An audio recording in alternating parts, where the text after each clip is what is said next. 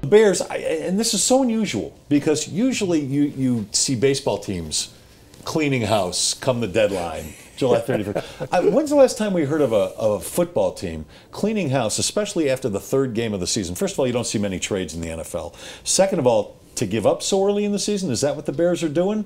But there are rumors, and they're hot and heavy, come out of Chicago, that the Bears might be willing to deal away their best player on offense, their running back, Matt Forte.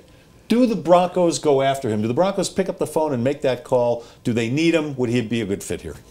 I'm going to let Woody go first because he's wearing a far better shirt than I am. A lady on the elevator just said she liked my shirt, and I said, great, I appreciate that. So that's two people that actually like it. A lot of people don't like it. I imagine that Jay Cutler's available, too. If you picked up the phone and said, you want Jay Cutler, McCown was okay. No, I mean Clausen. I get Clausen kind of in with the McCown brothers. Clausen's far worse than either McCown brother. I can't comprehend. I can't fix my mind to think that John Fox would get rid of one of the premier running backs, even at an advanced age. And I say advanced, he's 30. He's going to be 30 in December. Yeah, I can't even twist my mind that John Fox and Adam Gase would give up on the only thing they really have on that team. That is. But I would say this: if somebody offered them a first or a second round, nobody's going to offer a first round. But I think if somebody, they traded Jared Allen and got a 6th round draft choice. And I heard somebody on the radio saying, "Oh yeah, the Broncos could probably get him for a 5th or 6th." No, I think it would take more than that. Maybe you could do a combo, Lal Alzado kind of combo, where you say it's a 2nd and a 5th or something over 2 years. And I still wouldn't take that if I were Chicago. So I can't comprehend that would happen. Okay, so obviously it's a fire sale going on in Chicago. There's no one who is, that important that they're willing to keep him. Matt Forte's contract is up after this year. He's going to still want big money for an aging running back. So I can understand Chicago's reasons for, saying, hey, everyone is available. For the Denver Broncos, obviously the window for Peyton Manning's still really small. And Matt Forte's line in Chicago in the last couple of years hasn't been very good, but he's managed to be a very good running back.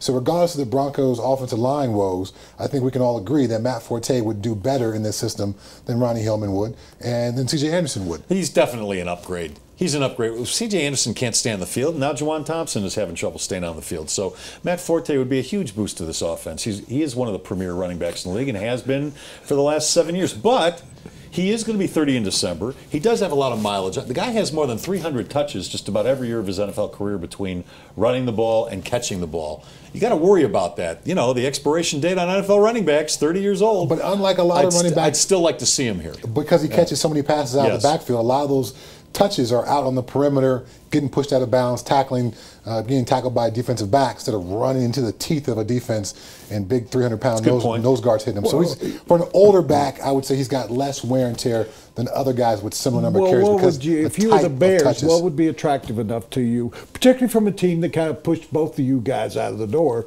What would it take for the Bears to? Do you think that John Fox go, yeah, I'd like to help my old team? Do you really think he and Adam Gase would say, yeah, I'd like to help the Broncos? He's got some hard feelings. Or that they don't want to help the Broncos. I mean, that's got to factor into the point.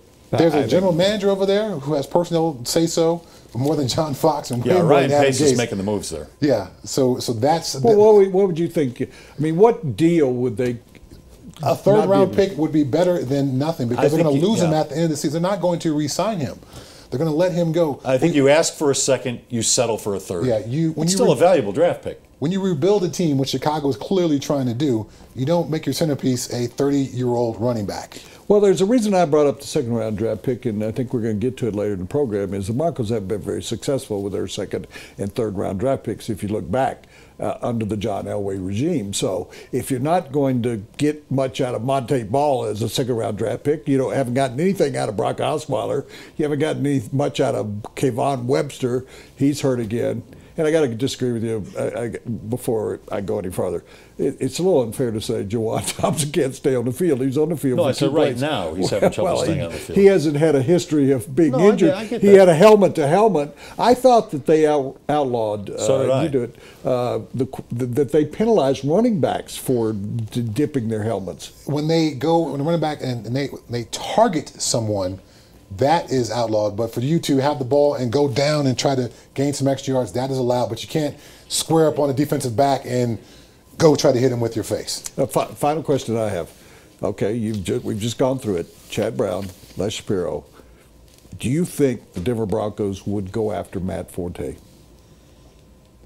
Not should they, will they? Well, historically, John Elway has been extremely aggressive, and he's not afraid to go after big names. So I wouldn't be surprised one bit if John Elway has picked up the phone and already talked to the Chicago Bears about it. I would completely agree with that. I'm sure John Elway is the type of GM who's going to look at every single opportunity to make his team better, and Matt Forte would clearly be an upgrade. I lied. Can he run behind this offensive line? That's the good question. That's the question.